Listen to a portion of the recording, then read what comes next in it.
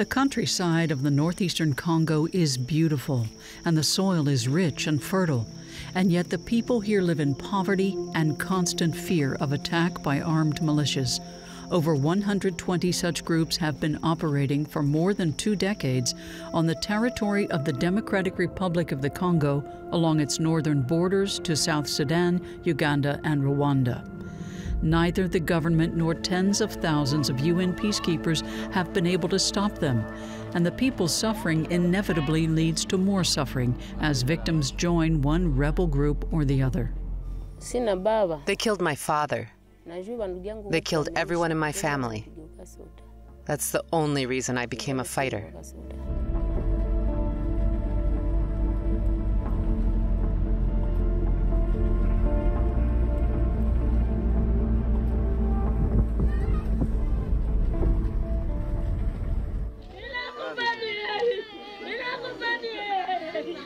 A woman grieves for her murdered child, an all too common sight in the northeastern Congo. The militias killed around 2,000 people here in 2020 alone. The worst of them call themselves the Allied Democratic Forces, or ADF.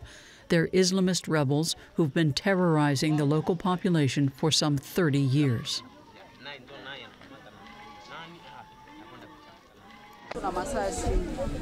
They kill people with bullets. They kill people with machetes. They killed my brother with machetes. The Islamists attack every few days, often under cover of darkness. They leave devastation behind, burned out houses and beheaded corpses. The local people feel like the Congolese army and the UN peacekeepers have abandoned them. We joined up with a UN patrol in Beni, one of the trouble spots. Attacks by the ADF on the civilian population here have been on the increase in recent months.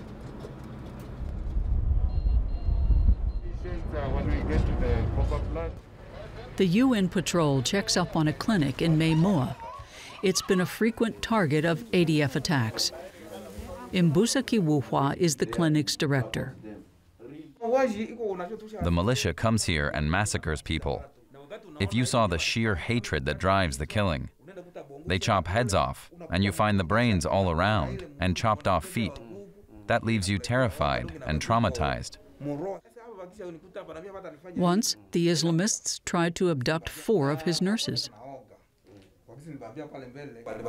They took them hostage in the waiting area. When the people there realized it was the ADF, they were scared. But then the militia said nobody would die. It wasn't a day for killing.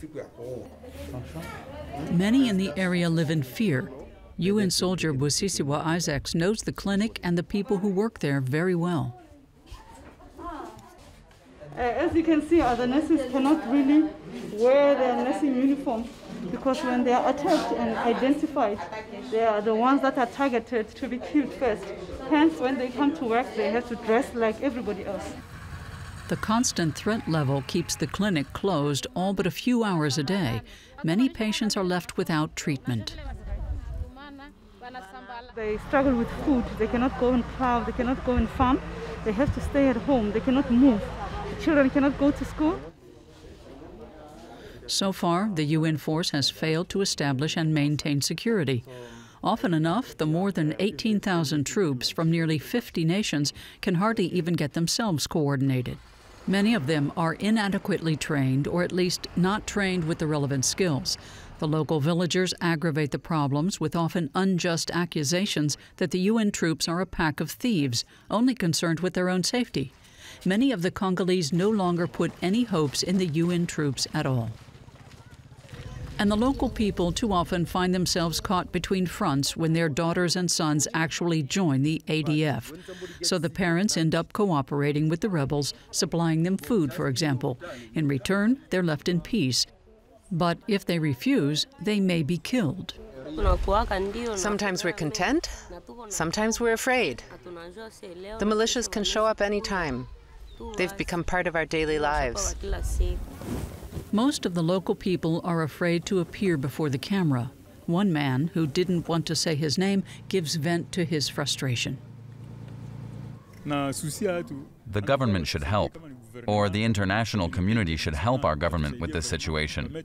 So many people have suffered. The ADF's got to be finished. In the meantime, the ADF keeps on murdering. As soon as the camera's off, many people here say the soldiers come too late, only once the attack's over and people are already dead. We meet Jaribu Muliwavyo, a local representative who's been studying the ADF for years. In his view, the UN mission has not achieved its goals. The communities here really ought to be secured. According to my research, as many as 4,500 people have been killed right under the UN forces' noses. And what's their job again? To protect the civilian population. But more are getting killed every day. The ADF was founded as an Islamist group in Uganda in the early 1990s. Experts have estimated their current strength at a few hundred fighters.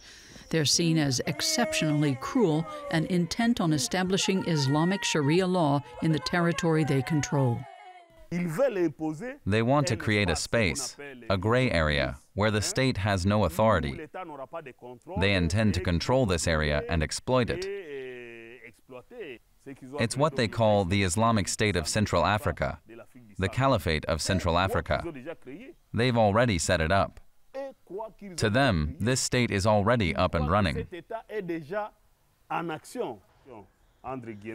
In March 2021, the United States designated the ADF a terrorist organization with ties to the Islamic State.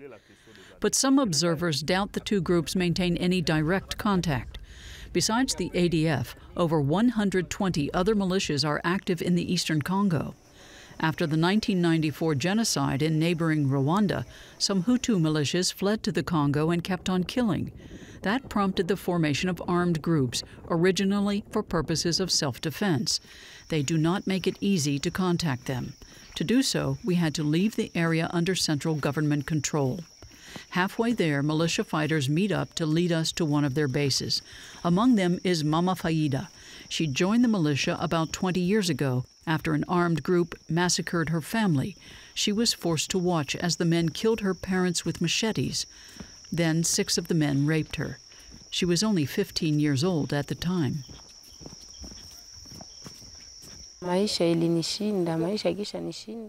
I felt defeated. My life had defeated me. I saw what they had done to me and how they had murdered my family. I couldn't keep living my life the way I had. So I decided to become a fighter and drive them out.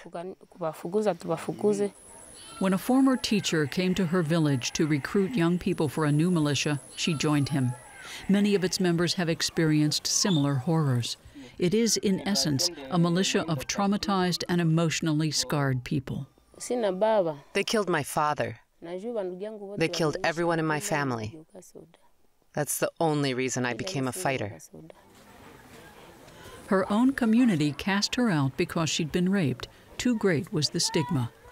The militia offered her a chance to take revenge and to survive. They control around 20 villages in the region, protecting the inhabitants, who in return keep them supplied with food. It's a simple trade, security for food, but we got the impression it wasn't always a voluntary arrangement. Mama Faida didn't speak openly until we moved some distance from the others. I've heard that others are fleeing the group, but how could I run away? I have nobody to help me. I don't own any land. I don't have anyone who could help me build a new life. Now she places all her hopes on her children, her hope that one day they'll have a choice. With the blessings of God, I might at least arrange for them to get an education. If they are blessed, at least that. I myself will never be able to do any other job.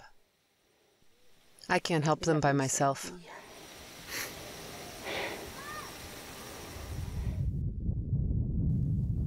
Hardly any other region has suffered atrocities by the militias as badly as the Congo's Ituri province.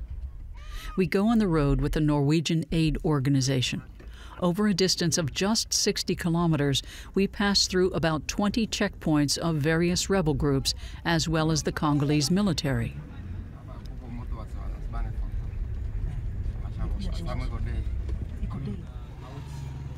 By the side of the road, a few are carrying guns, though concealing them. Often they ask for money, as they are doing here. But a few words convince them to wait for another day.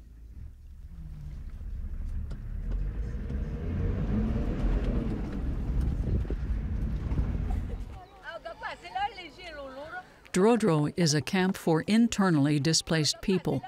It's one of many in the Congo. About 5.5 million of the country's 105 million people are displaced, more than anywhere else in Africa. Logojoro barely escaped her village when a militia attacked it. She was on the run with her children when she realized her daughter was missing. I decided to go back to find and save her. I was convinced she was still alive, but unfortunately, she was already dead. I was so sad, just devastated. When I walked past them, they shot at me. I had no idea if I'd survive. I gradually lost all my strength. I heaved and was breathing harder and harder. Then I slipped into some bush. I didn't really have any hope anymore. I was sure I was going to die. She survived, but her 4-year-old daughter was murdered.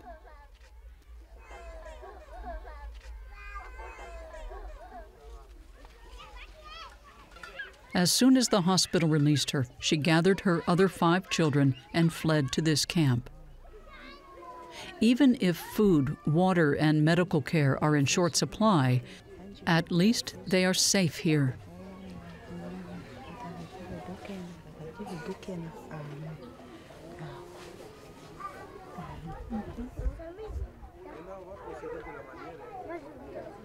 Many people here have stories like Logojoro's to tell.